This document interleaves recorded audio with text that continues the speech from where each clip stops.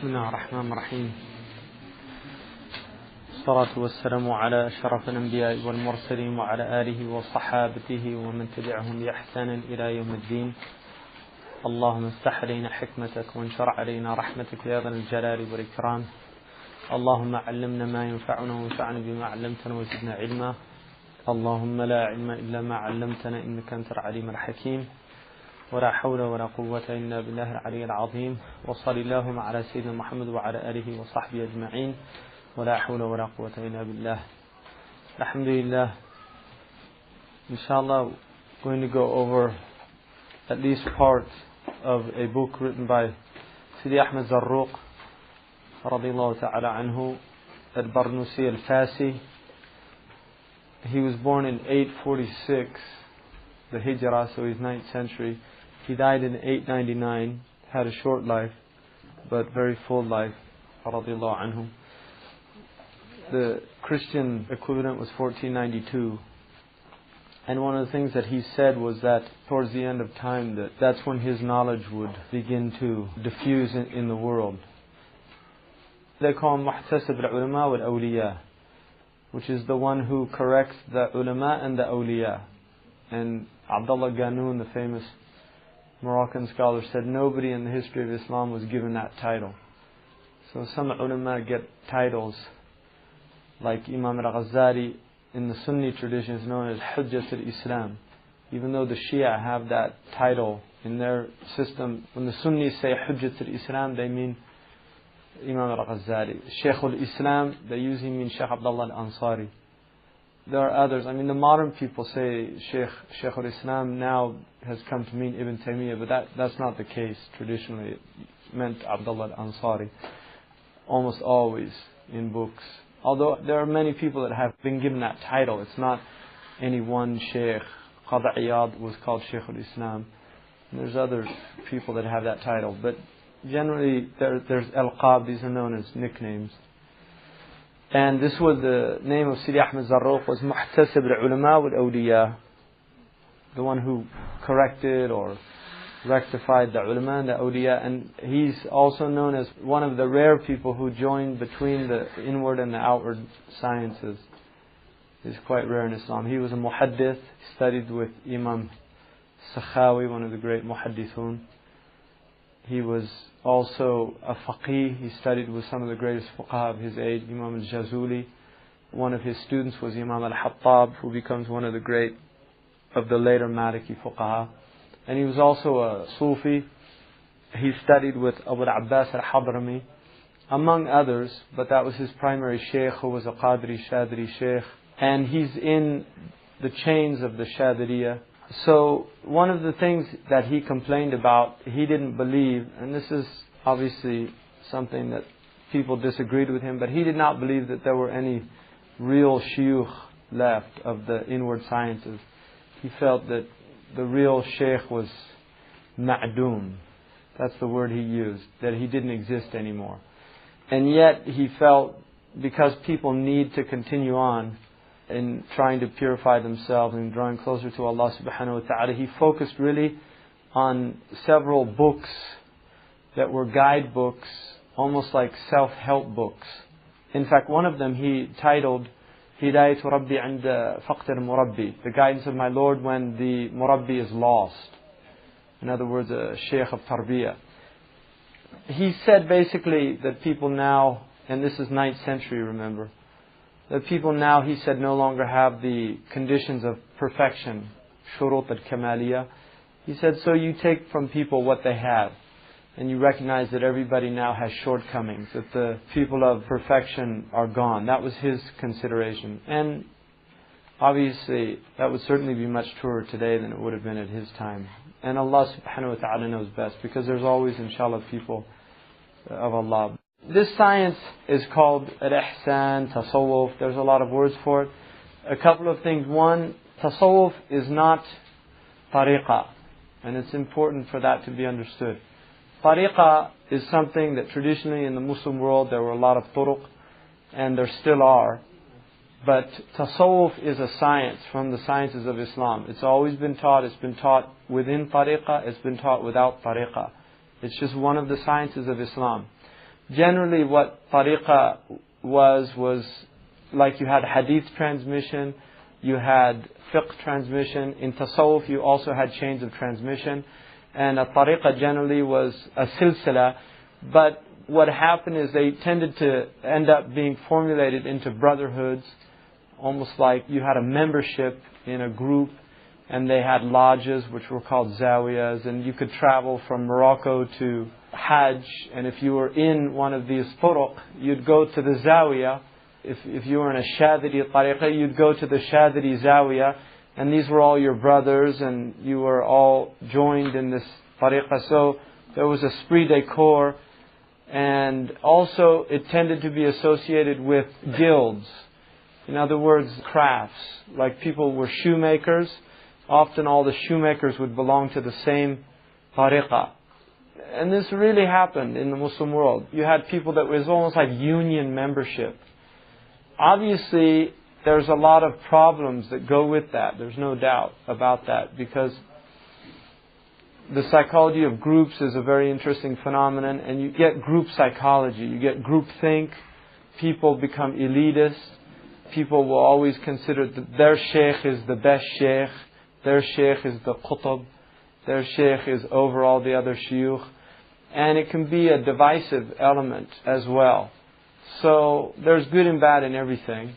It's the nature of being on the earth. But, I just want to say that this is not being taught within Shadiri tariqah or something like that. I want to make that really clear, that this is just one of the sciences of Islam, and that's the way we're looking at it. You don't have to be in a tariqah to benefit from the knowledge. The other thing is that I'm really not qualified to... alhamdulillah, I studied this book with a sheikh from beginning to end, but I'm not qualified to teach it in that way. So he's the teacher. All I'm going to try to do is present what he's saying to the best of my ability. So I want people to understand that. One of the early Christian ascetics, whose name was John of the Ladder, he was a pre-Islamic Christian. He said about teaching, when you teach spiritual things, he said, if you have some knowledge of it, don't let the fact that you're not practicing it yourself stop you from teaching, because people are still in benefit of it. And he said the hope is that you'll be so ashamed of yourself that maybe you'll start practicing it when you teach something. So having said that, and that, again, that's not like I'm being humble or something. It's not humility. It's just telling it like it is. You make claims with Allah, and Allah does things to you. Sidi Ahmed Zarruq said, "Man adda'a rutbatan laysat lahu, fudiha bi shawahid al-imtihan." If you claim something that you don't have, Allah will expose you to people. So I'm not making any claim. I don't want to get exposed. I'm happy having the sitr of Allah. So anyway, this book is about the heart. It's about the human heart. And the heart is an interesting thing. The word in English, heart, comes from a Sanskrit word which means that which leaps. Because obviously at some point people felt this thing in their breast. And we have some other words. Core is one of the words in English for heart. If you look in Old English, core is heart. And in Arabic you say lub. Lub is one of the meanings of heart. And lub means the exact same thing as core. It means the innermost, the pith of something. So the core of the human being is the heart. The Latin word core means courage. And it was the belief that courage was in the heart. The Arabic people, they say, he doesn't have a heart. مَعَنْدُهُ قَلْبٌ. It means he doesn't have any courage. So they use it as a metaphor for courage. Somebody that has heart has courage amongst the Arabs. If you look at the physical heart, it beats around 60 to 70 beats per minute. It carries, in that time, 2 gallons of blood. In a period of about an hour, it'll carry around 100, 120 gallons of blood. It's forcing that blood through about 60,000 miles of actual vasculature through the body. About 60,000 miles. That's more than the Earth's circumference twice. It's a phenomenal organ, and it will do this for 60, 70, 80 years without ever complaining. Really, it's an amazing thing. Just the physical organ of the heart is an incredible thing. We don't really feel, the heart is not like muscles. It doesn't get tired in the same way. I mean, people get depressed, which is related to the heart, depression, spiritual depression, things like this. But generally the heart is not like other muscles in the body. It doesn't get tired like other muscles. It gets stronger with exercise, like most muscles. But even lack of exercise does not stop it from doing its job. So people that are completely sedentary, the heart can still pump for 70 years. Obviously somebody who exercises, they're going to be healthier. They can run, they don't get out of breath as easy, things like that. The heart is a 4-chambered organ. It has 4 chambers, which is interesting. And then it has 2 motions. It has the systole and the diastole. One of them is that it contracts, and the other is that it expands. And this is al-qabd wal-bast in Arabic. It's 2 names of Allah, al-qabid and al-basit. Allah is contracting and He's expanding. And at the center or the source of the human being is this qabd bast. This is what it's doing. In, out. The same with the breath, the lungs. You breathe in, there's expansion of the lungs. You breathe out, there's contraction of the lungs. The lungs and the heart are related. There's 4 beats to every breath. Every breath has 4 beats. Breathing speeds up with the heart. The faster your heart beats, the faster you will breathe. So breath and heart are related. And the ruh, both the word in Arabic, in Greek, in Hebrew, in also Chinese language, Shen means spirit. Shen is centered in the heart. In the Greek, psyche is used. It means breath. The word ruh comes from a root word which is related to wind. The Hebrews say nefesh. The Arabs they say nafs. Nafs is your ruh. And nafas is breath. Nafas. Nafs with the sukoon over the fa is the ruh. So these are all related. The brain now, only in the 1970s that they discovered that there's neurons in the brain. In other words, the same cells that you find in the heart, in the brain, you find now in the heart. There's over 40,000 neurons in the heart now. And this is recent knowledge. So there are actually brain cells in the heart. They used to believe that the heart was the center of the human being. Galileo showed that, in fact, it was the nervous system, the central nervous system, which was basically at the center of man's volition, mobility, all of these things. That if you cut nerves, then people lost the ability to... If you cut off the nerves from the arm, people can't move. But that's not true of the heart, because we now know that you can transplant a heart, which means severing all of the nerve endings that are connected to the brain, and the heart still continues to beat. So the heart is an autogenic organ. It's not being told by the brain to beat. Your urine is, the reason you urinate is because your central nervous system, there are messages from the brain, from your R-stem brain that are telling you to urinate. And that's why you go urinate. That's not true for the heart. The heart is beating on its own. The heart actually, about 17 weeks in the embryo, the heart begins to beat before there's any central nervous system or brain. So heart cells begin to actually beat before there's even a brain developed. Now, the Muslims have always believed that the intellect is centered in the heart, not in the head. Now, they're beginning to admit that the heart does have a type of brain. In other words, it does send messages. Because there's actually now, we know that messages are sent to the brain to speed up the heart, and sometimes the heart doesn't respond. It takes its own time. And also there's hormones that are released in the heart. There's actual cardiac hormones that are released that send messages to the brain. The Quran says, لَهُمْ قُلُوبٌ لَا يَفْقَهُونَ بِهَا. They have hearts and they can't think with them. Which is an indication that the heart itself, people can be cut off. Now that was not talking about people that couldn't think or talk or do mathematics or... Do you see, when the Quran says, لَهُمْ قُلُوبٌ لَا يَفْقَهُونَ بِهَا, it's kuffar. So Allah is saying they can't think with their hearts. That doesn't mean they can't think with their brains. It means they can't think with their hearts. So the thinking of the heart is not the same as the thinking of the brain. What we call mental, cognitive faculties, this is not the intellect of the heart. The intellect of the heart is rooted in the light of the human being. So a human being has light in the heart. And a heart that can think is a heart that is in harmony with Allah subhanahu wa ta'ala's intention, with His creation. There's a hadith, Wabisa bint Ma'bad came to the Prophet, Ibn Ma'bad came to the Prophet ﷺ, and he said, the Prophet ﷺ said, Ataytu Rasulullah ﷺ, فقال لي, he said to me, أجئت تسأل عن البر, did you come to ask about righteousness, bir? And he said, نعم. He said, استفتي قلبك, ask your heart. Take an opinion from your heart. استفتي قلبك. He didn't say استفتي دماغك, استفتي عقلك. He said استفتي قلبك. Ask your heart. And he said البر ما اطمأنت إليه النفس. Righteousness is what the heart, the soul, the nafs feels tranquil with. وَاطْمَأَنَّ إِلَيْهِ الْقَلْبِ, and the heart feels tranquil with it. There's طُمَأْنِينَ. That's one of the conditions in the prayer, is that you have طُمَأْنِينَ. طُمَأْنِينَ is sakina, that all your limbs come to resting place. That means that your heart rests. It's still with goodness.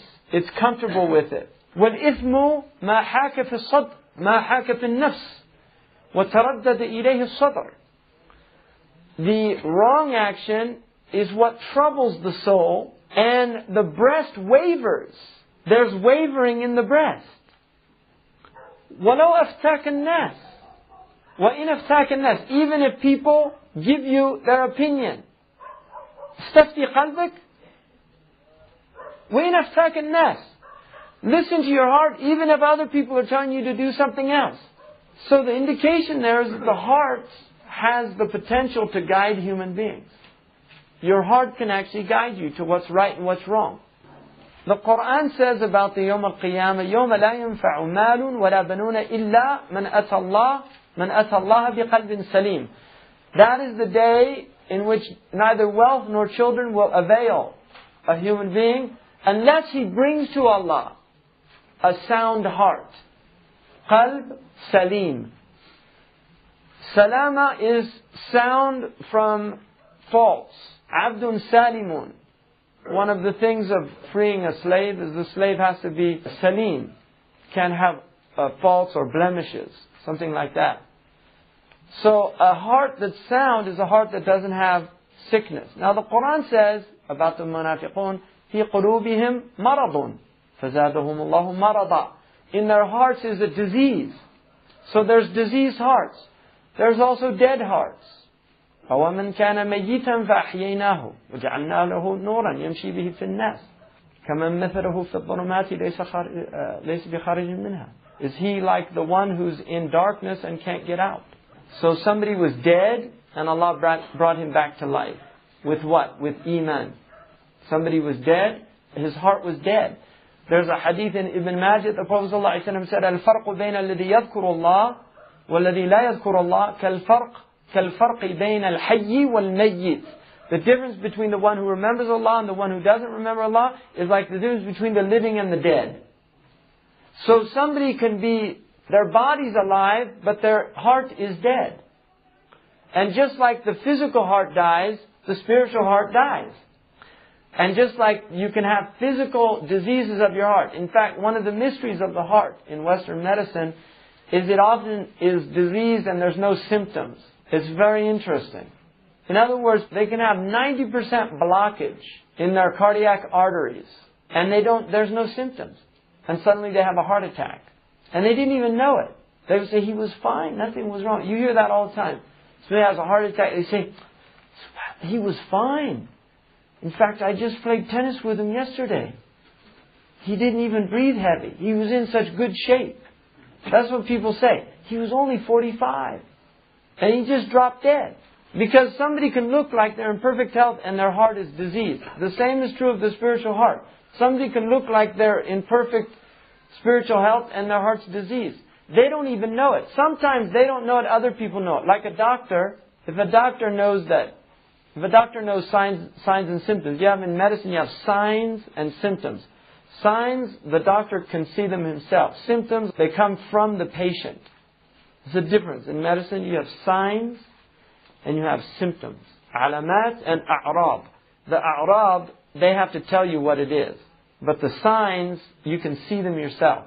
Somebody has yellow eyes, they might not know that they've got hepatitis. But if a doctor sees them, they have yellow eyes, they're jaundiced, and they're tired, they're exhausted, their urine's yellow. He knows their liver's diseased. He might not know that because he hasn't studied medicine. So the spiritual heart has signs and symptoms as well. There's signs and symptoms. And some people recognize they're sick, other people don't. You can meet people like bad adab. A lot of people don't know they have bad adab. I'll give you an example.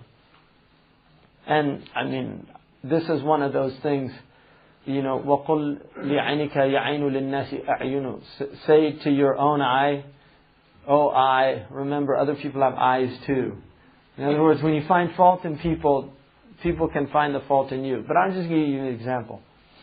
Maybe you benefit from this. I was with a scholar once, and there was a student of that person who'd studied with him. This scholar mentioned a line of poetry. And it was a difficult line, and he asked this student if he understood it or not. And I don't think he did, but anyway, he said to this person, oh, I heard that from you last year. That's just bad adab. You know, if somebody tells you a story, maybe you did hear it from him last year. Listen to, maybe you're a year older. Maybe you're a year wiser. Maybe you'll understand something in it you didn't understand the first time. الْمُؤْمِنُ لَا يَشْبَعُ مِنَ الْخَيْرِ. The believer never gets tired of goodness. How many times can you hear a hadith, the same hadith, and you get a new meaning out of it? One of the things I had the good fortune a long, long time ago of studying with, he's one of the most learned people I've ever met, named Sheikh Bayyul Salih. He was a qadi in the Emirates. He still is. He was the head of the Mahkam al-Shar'iyya. And he's faqih, with the meaning of the word. He knows fiqh. Amongst everything else. I mean, he knows Lugha al-Arabiyya, Balagha. He knows Quran, the Qira'at Sab'ah. I mean, mashallah, he's Bahr, ocean of knowledge. I remember I used to read these things and I'd go tell him something like a story. And he used to listen and say, Subhanallah, and yata'ajjab. And I realized later, you know, it was just my own, you know, maybe enthusiasm, whatever, you know, but later I realized what impeccable adab he had. Because sometimes you tell somebody something, they say, yeah, I know that, I heard that before. And he really did. I know I didn't say anything, that he'd memorized, he could give me the commentary, he could tell me all the rhetorical subtleties of that hadith or whatever, you know. And that's the way he is. He's adib, you know, he has perfect adab. So there's a lot of things about our nature we're not even aware of, and other people see it, and we don't see it.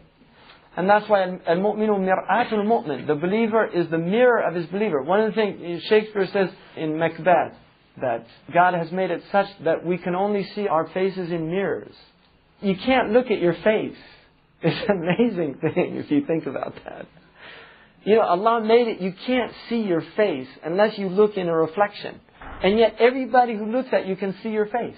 They can see the egg on your chin. You can't see the egg on, they go like this.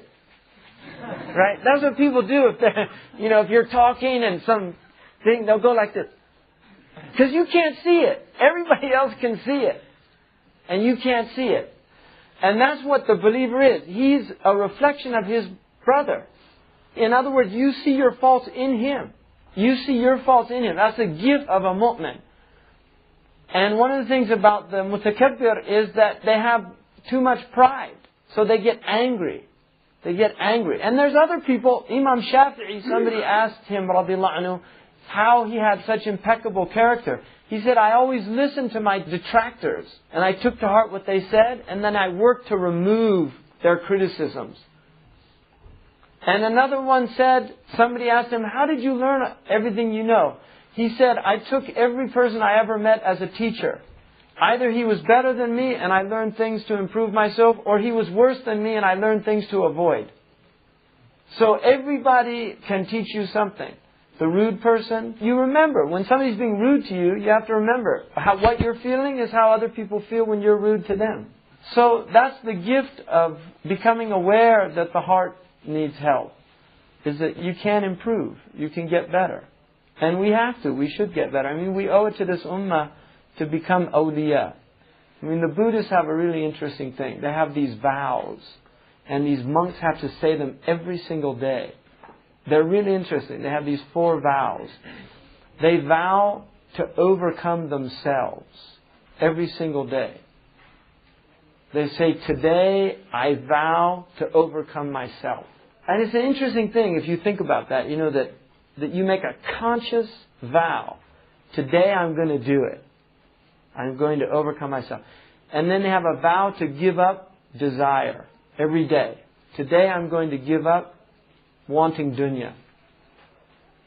And then they have a vow to master the sacred law. Because they have a law, you know, their books they study. But they make a vow every day to master the sacred law before they die. And then the 4th one is they vow to help other creatures. And we have similar thing, the idea of another. But I just thought that was interesting, that idea that every day you recommit to this work. This is the real work. I mean, once you realize that the only thing benefits you on Yawm al-Qiyamah is a sound heart, then we should get to work on the heart. Because أَلَا وَإِنَّ فِي الْجَسَدِ مُضْغَةً إِذَا صَلَحَتْ صَلَحَ الْجَسَدُ كُلُّهُ وَإِذَا فَسَدَتْ فَسَدَ الْجَسَدُ كُلُّهُ. It's a hadith muttafaq alayh. There's in the breast a lump of flesh. If it's sound, the whole body's sound. And if it's corrupt, the whole body's corrupt. Isn't it the heart? If you look at the world today, every single thing you see out there that's wrong with the world emanates from a human heart. Every war that's ever been fought, every act of cruelty that's ever been perpetrated, every act of injustice, every foul act, every theft, every act of backbiting, every act of namima, every dissembling act, every act of hypocrisy, it all emanated from a human heart. And had that heart been sound, that act wouldn't have manifested. The only way that corruption can come into the world is that it emanates from corrupt hearts. If the heart is pure, the actions of that person are pure. And if the heart's corrupt, the actions are corrupt. So if you want to rectify the world, you have to rectify human hearts. Because that's what's destroying the world. It's not, people say pollution. The problem is not pollution. Pollution is a symptom. People say, look at all this waste. It's a symptom. All of that's a symptom. Look at all these wars. Why are people fighting? Those are all symptoms. And if you work on the symptoms without going to the root causes, then you're just wasting your time. If a person suffering from malaria goes to a physician, the physician cannot treat him until he moves out of the malarial swamp. Because he's just going to get reinfected. You have to change the conditions that are causing the disease. And the conditions in the world, all the corruption in the world, it's all being caused by unsound hearts. And so that's where you have to begin. And that's why the Prophet ﷺ said, إِنَّمَا بُعِثْتُ لِأُتَمِّمَ مَكَارِمَ الْأَخْلَاقِ. I was sent to perfect character. Where does character emanate from? Sound hearts. Sound hearts. إِنَّمَا بُعِثْتُ لِأُتَمِّمَ مَكَارِمَ الْأَخْلَاقِ. I was only sent to perfect noble character. Why was his heart washed 3 times? It was taken out of his breast. This heart surgery was performed on the Messenger of Allah ﷺ with light. Angels are beings of light. They cut open his breast. Now they have laser. Laser is just light. Light is sterile. Light is not contaminated. So angels opened up his breast. They put his heart into a cup that had ice in it. If you have ever watched a heart surgery, when they take the heart out for a transplant, they bring the heart in, it's in ice. That's what they do in a heart surgery. That's in the seerah.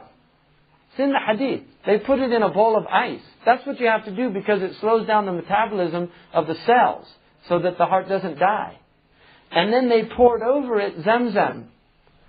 Now, the other thing that they do, they bring in this, there'll be a guy with a pitcher and they're pouring on it what's called cryonic fluid.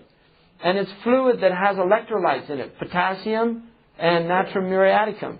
And they're pouring it onto the heart because there's metabolic exchanges going on. So they keep the heart alive by giving it electrolytes. And one of the interesting things about Zamzam water is it's got high potassium and high sodium content. What they were doing was in accordance with modern knowledge, really. Divine surgeons, from Allah. They knew what they were doing. I mean, it's an amazing thing because I was actually worked in a cardiac unit, so I dealt a lot with cardiac surgery.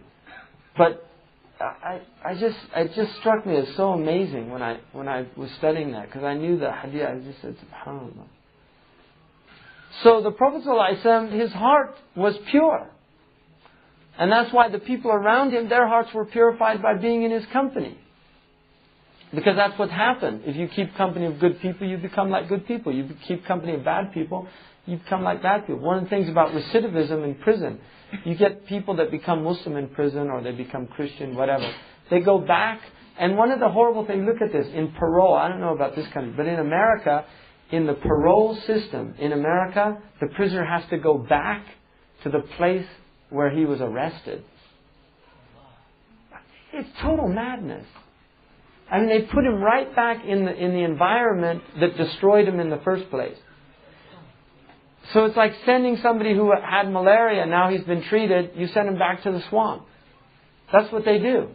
It's a horrible thing. These people, they really try to get better. A lot of them actually really try to get better.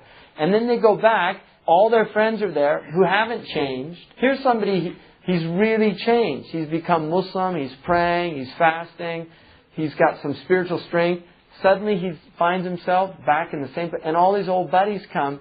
And he feels strong. And this is one of the things Sidi Ahmed Zarruq reminds us. He says, never trust the nafs. If you've fallen into disobedience in a place, never feel strong about going back to it. Because he said, that's how ma'asiyah reoccurs. Is you get weak. You go back and you say, no, I'm not going to do it this time. You go back and you do it again.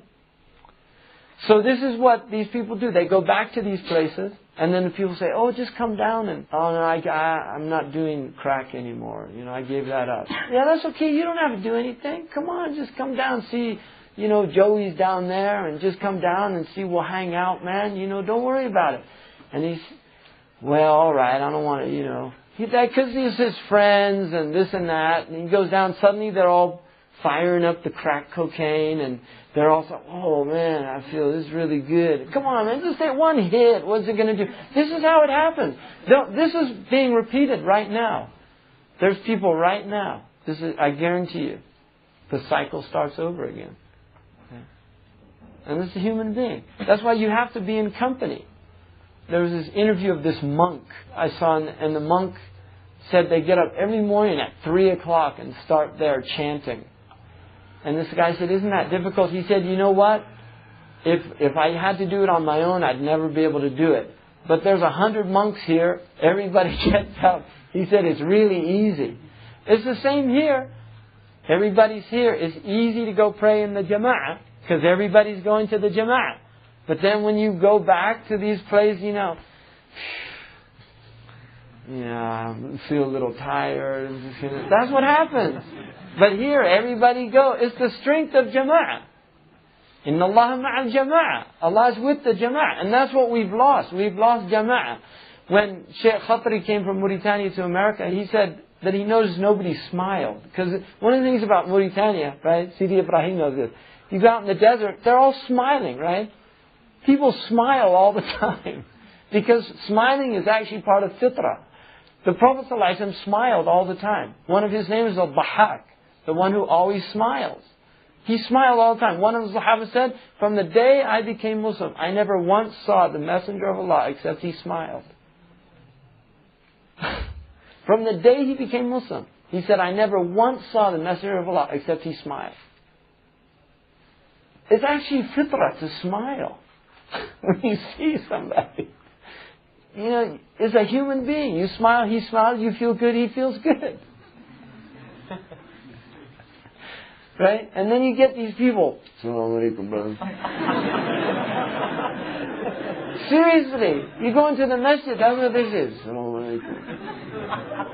Just try a little harder on that one. Just a little harder.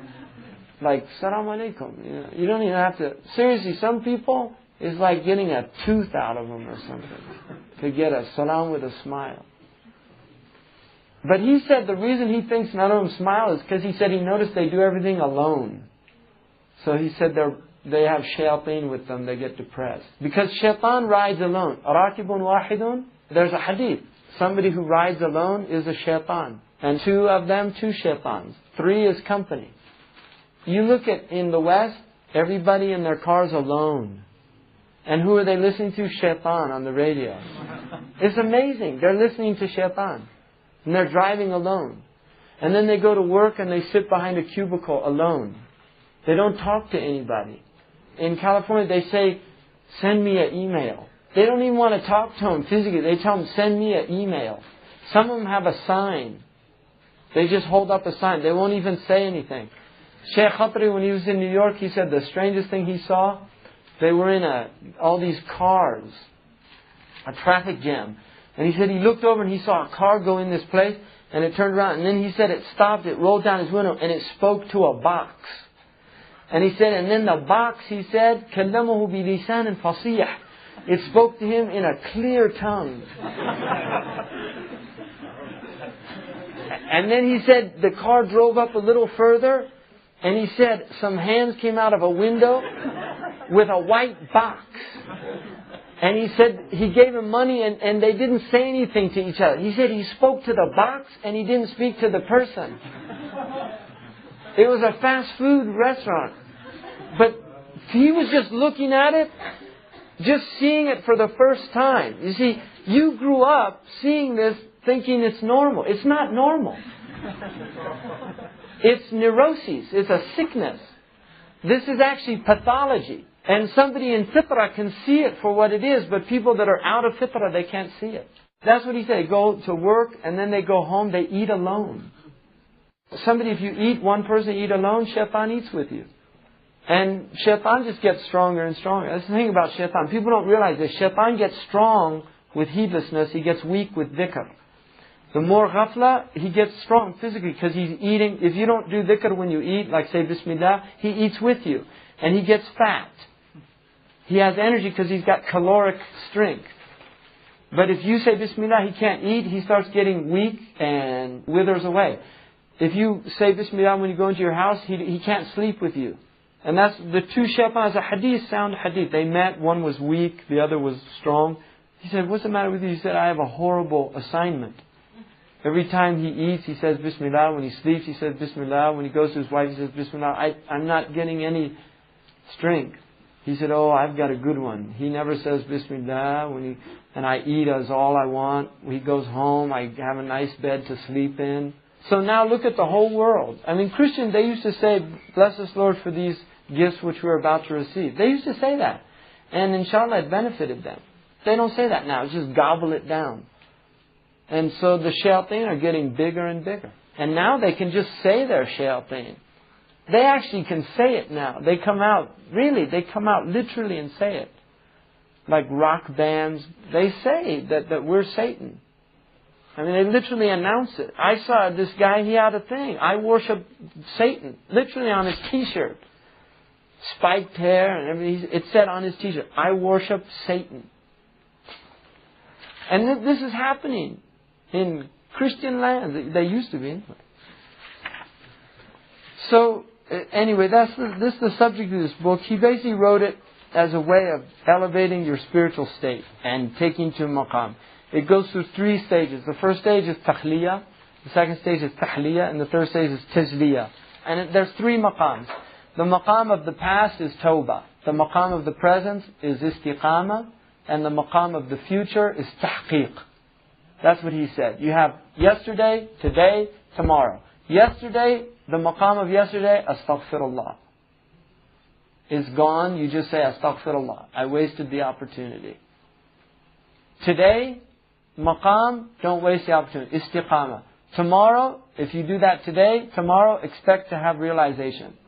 If you blow it again today, it becomes the tomorrow, today is yesterday. Tomorrow today is yesterday. So if your tomorrow today, which becomes your yesterday, is as bad as yesterday's today, just say astaghfirullah. And start over again. That's what you have to do. Just start over.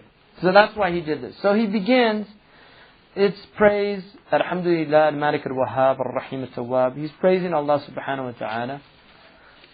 And then he praises the Prophet sallallahu alaihi wasallam, who he calls Miftah al-Khair wal-Isma, Sayyiduna wa Mawlana Muhammad al-Amin, al-Muraffa' ala jami' al-alamin, the one Allah elevated over everybody, wa ala alihi wa ashabihi ajma'in, صلاة تملأ الوجود نماء وعددا وتتواتر على مر الدهور سرمدا وتتصل بالتسليم عليه وعليهم دائما أبدا وتنعطف علينا بروح وريحان ويتصل إمدادها بأمن وأمان وتجدد نفحاتها لدينا في جميع الأحيان كل ذلك بفضل الله ورحمته وجوده ومنته وهو حسبنا ونعم الوكيل. So that's his introduction. Then he says, أما قبل كل شيء ومعه وبعده. As for what's before everything, with everything, and after everything, فليس على الحقيقة إلا الله. In reality, there's nothing but Allah. And what that means is there's no absolute wujud. There's no wujud al-mutlaq except Allah. This is wujud muqayyad. It's like in mathematics. Who's anybody a mathematician here? You have a fraction. I learned this from a mathematician. And the fraction is x over infinity. That's a fraction in mathematics. X is for the unknown over infinity. Now, do you know what that fraction is? 0. So any fraction of infinity is 0, which means any existence alongside the existence of Allah is cancelled out. So what that means is, in reality, there's nothing in existence except Allah subhanahu wa ta'ala. He's al-wujud al-mutlaq. Everything else is contingent. It only exists because Allah allows it to exist. And it exists in the knowledge of Allah subhanahu wa ta'ala. So that's what he's beginning by telling us. He's just letting you know there's no real existence except Allah. Which does not mean this is Allah. Don't confuse that. We're not pantheists. It does not mean that this is Allah. We don't say that. We're not like Hindus or something like that. This is not Atma or Brahma. And it's also not Maya.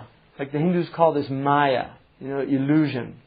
We don't believe it's an illusion. We don't believe that it has real existence. But we also don't believe it's an illusion.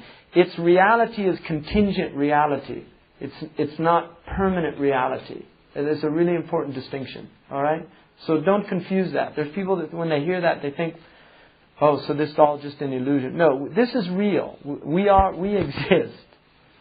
You're not an illusion. I'm not a hologram, you're not a hologram. We really exist, but we exist contingently. And our existence is only sustained by Allah subhanahu wa ta'ala's qayyumiyyah. He is al-hayyul qayyum. In other words, the existence of the heavens and the earth is contingent upon Allah's qayyumiyyah. And if Allah withdraws His sustaining support, existence disappears. It's just gone. It came from nothing, it goes back to nothing.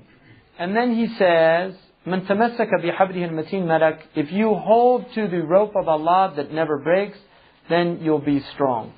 وَمَنْ حَادَ عَنْ بَابِهِ الْكَرِيمِ هَلَكَ. And if you deviate from His door, His noble and generous door, you're destroyed. إِذْ لَا عَاصِمَ مِنْ أَمْرِ اللَّهِ إِلَّا مِنْ رَحِمَهُ. There's nothing to protect you from the command of Allah, the decree of Allah, the affair of Allah, unless He's had mercy on you. وَلَا هِدَايَةَ إِلَّا لِمَنْ بِحَبْلِ جِوَارِهِ الْكَرِيمِ مُعْتَصِمٍ. And there's no guidance except the one who in His noble sanctuary is holding. فَيَصُلُ الْحَقِيقَةِ بِالشَّرِيعَةِ. So he arrives to the reality through the Sharia. And this is the difference. This is why there's people who study tasawwuf without studying Sharia. And you waste your time. Because Imam Malik radiallahu anhu said, مَنْ تَشَرَّعَ وَلَمْ يَتَحَقَّقْ فَقَدْ تَفَسَّقْ. Whoever learns Sharia without working on his inner reality, he becomes a fasiq. Because his intentions aren't pure. He's got riya, ujub, kibr, hasad, all these diseases of the heart, like ostentatiousness, showing off, arrogance, envy, these type things. وَمَنْ تَحَقَّقْ وَلَمْ يَتَشَرَّعْ فَقَدْ تَزَنْدَقْ. And whoever learns about realities without learning about the Sharia, he becomes like a heretic, zindiq. And he said, وَمَنْ جَمَعَ بَيْنَهُمَا فَقَدْ تَحَقَّقْ. But the one who joins the two, the Sharia and the Haqiqah, that's the real one who's realized. That's a saying of Imam Malik radiallahu anhu. It's attributed to Imam Malik. And there's different riwayat, but that's probably the soundest one. بعد التنصر من كل قبيحة وشنيعة. After you have removed every foul thing and every grotesque thing. موثرا السلامة في طريقه قائما بالحق على بساط تحقيقه. Preferring soundness or safety in his path, always maintaining the truth in the carpet spread of realization. بذهن سليم حاضر. With a sound presence of mind. وقلب منيب لمولاه ناظر. And with a heart constantly turning to Allah and is witnessing Allah subhanahu wa ta'ala's presence. يضع كل شيء في محله. He places everything in its place. And that is the definition of adl. The difference between adl and zalim is adl يضع كل شيء في محله. والظالم يجعل الأشياء في غير محلها. That's the definition. An oppressor puts things in places where they don't belong. So, for instance, if I take a book, this is my book, I own this book, and I burn it, you see me burn it. You can't say I oppressed my book, because it's my property, I can do what I want with it. Unless the Sharia says it's haram, that's a hukum of Allah. But as long as it's a mubah act, there's too many mistakes in it. So I burn it for that reason. Whatever. You don't know. You're looking at me, you see me burn a book. You think, why is he doing that? That's wrong to do that. But I have a reason, it's my book. If I take your book and I burn it, that's a dhulm. And this is why if Allah takes His servant, throws him in the fire, He hasn't oppressed him. Because it's His servant. He can do whatever He wants. He's the Malik. You're the Mamluk. He doesn't have to do everything out of maslahah, something like that. Ar-Rahman Ar-Rahim. We believe that about Allah. But we also believe He's Adil. And Rahman and Adala are two very interesting attributes that can, in certain situations, they're not the same, they're different. He can do whatever He wants then. You can't question that.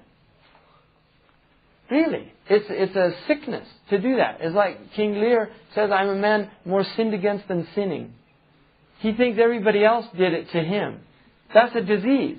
And that's why he loses his whole kingdom. It all goes wrong because he thinks it's everybody else's fault.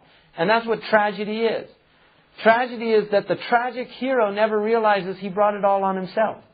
That's why they call it tragedy. They'll never admit, I'm wrong. They'll never say all the droughts are because they're wrong actions. They'll never say all the terrible things happening, the weather, global warming. It's not mad cow's disease, it's mad cowboy's disease. Because it's not the cows. They didn't do that. Cows aren't crazy. They're herbivores. That's actually how they're classified. This guy Linnaeus, right? Isn't that his name? Who classified everything? If you look up a cow in a dictionary, it's classified under herbivore. Now what's that mean, herbivore? It eats plants. It's a vegetarian. So why are they feeding it dead animals? Why did they do that? Because it's really cheap. It's actually cheaper than grain feed. The cow's not mad. It's the human being that's feeding a herbivore and making him an omnivore. Now what's an omnivore? A pig. That's the classification of a pig. It's an omnivore. It'll eat anything and it's haram to eat. Allah made omnivores haram to eat. But He made herbivores halal to eat. Because we won't get harmed if we eat herbivores, but we'll get harmed if we eat omnivores. It's a mad cowboy's disease. Really, that's what it is. Don't call it mad cowboy's disease, because they'll have a hujjah against us Yawm al-Qiyamah. They gave us a disease and said we were mad. And they're the ones that fed us meat. We're herbivores. You created us herbivores. We would have done what we were created to do had they never interfered in this whole thing. And that's why Allah says, "Inhum kal an'am, bal hum adallu sabila." They're like cows. No, they're not. Bal is for istidrak, right? It's to rectify. They're even worse than cows. In other words, Allah says they're like cows, but then He changes it. And this is rhetorical. It's for a reason. He's doing that. He's saying they're like cows. Then He said, no, they're not like cows. They're worse than cows. Because cows do what they were created to do. And humans don't. In the tafsir, Imam al-Shinqiti said, a cow runs away from things that harm it. And humans run to them. If a cow sees fire, it runs the other way. They actually get scared of fire. Because it knows by hukm adi, it doesn't have aql. It knows by hukm adi, every time I've seen that, bad stuff has happened. I'm getting out of here. That's what it does. So it goes the other way. Now, human beings, they smoke cigarettes. I was in a supermarket. My son saw this person smoking. My son was looking at him like, it was really strange. And the person said, don't ever do this. It's really bad for you. No, think about that. That is amazing. And he asked me, why does he do that if he knows it's bad for him? And that's why it's ahmaq. You know the expression run amok? It comes from Malay language. Amak is ahmaq in Malay. Because the Malays can't pronounce the ha. So they say amak. They mean ahmaq. Stupid. So when they say in English, he's run amok, they mean he's run ahmaq. That's really, I'm not making that up. He's run ahmaq. So that's what they've all done. They've run amok. They're hamqa. And that's what Allah is saying, that they're stupid. Because even animals don't do that. I'm always amazed. You go on this airplane, and there's this guy with this computer that according to them took, 12, 15 billion years to get to this stage where we can actually make a computer in evolutionary theory. Right? From the beginning of the universe till now. It's taken us 12 billion years to get to the point where we can make a computer. And he's playing solitaire.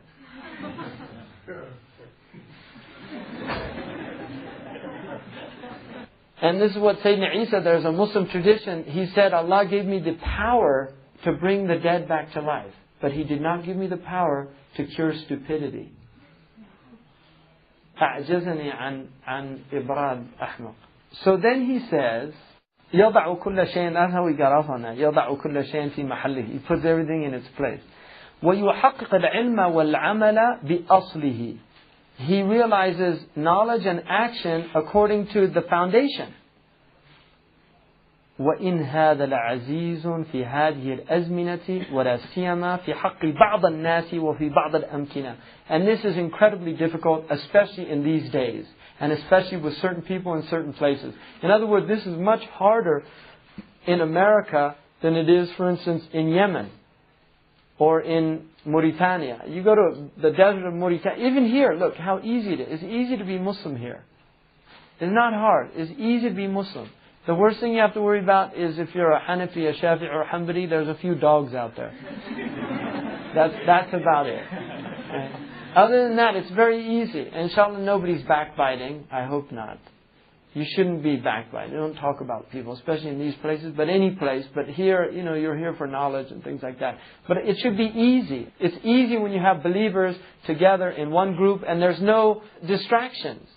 So he's saying in some places this is actually really difficult. And in some times. So we're in a difficult time. So we have to be aware of that. وَلَكِنَّ مِنَّةَ اللَّهِ لَا تَتْقَيُّدُ بِالزَّمَانِ. But the gift of Allah is not specific to a place or a time.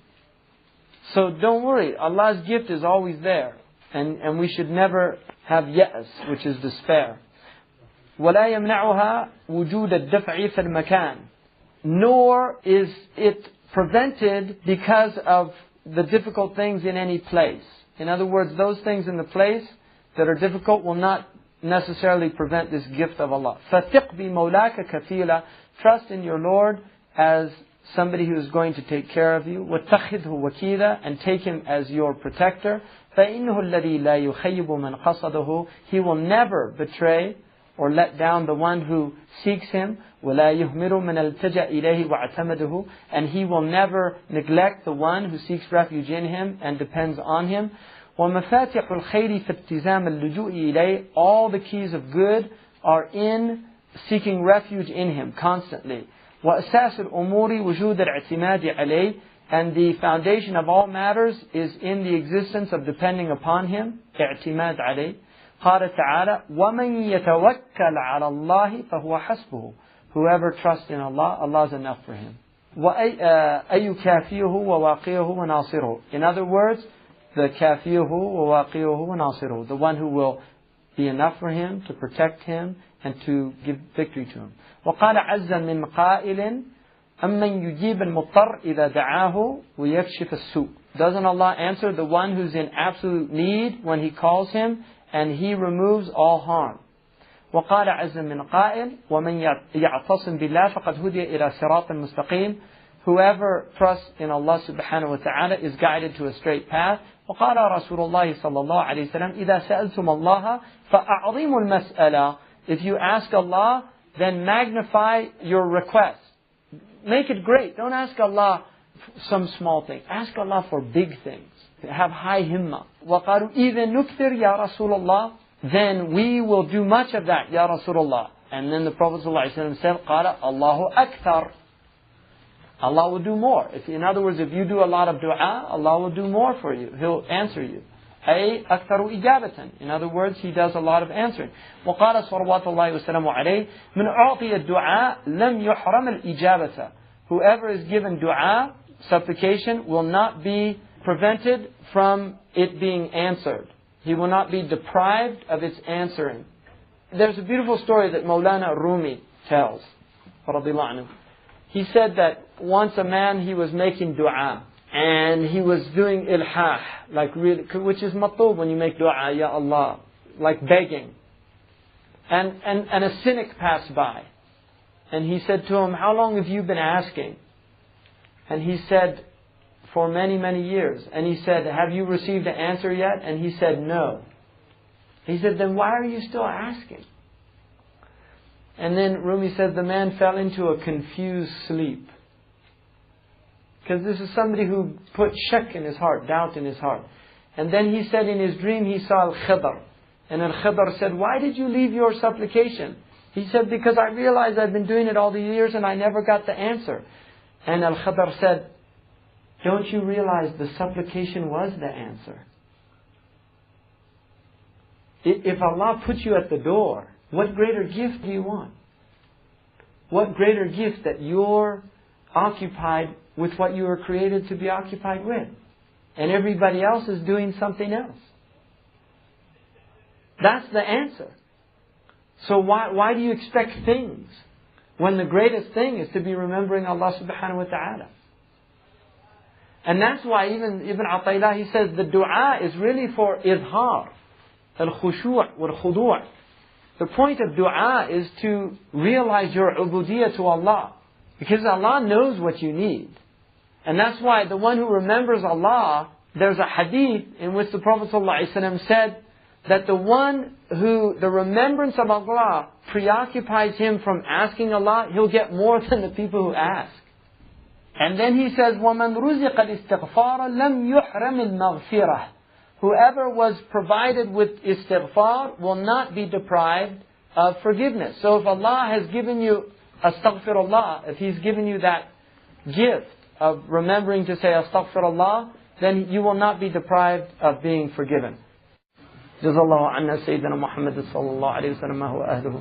جزا الله عنا سيدنا محمد صلى الله عليه وسلم ما هو أهله. جزا الله عنا سيدنا محمد صلى الله عليه وسلم ما هو أهله. سبحان ربك رب العزة عما يصفون والسلام على المرسلين والحمد لله رب العالمين.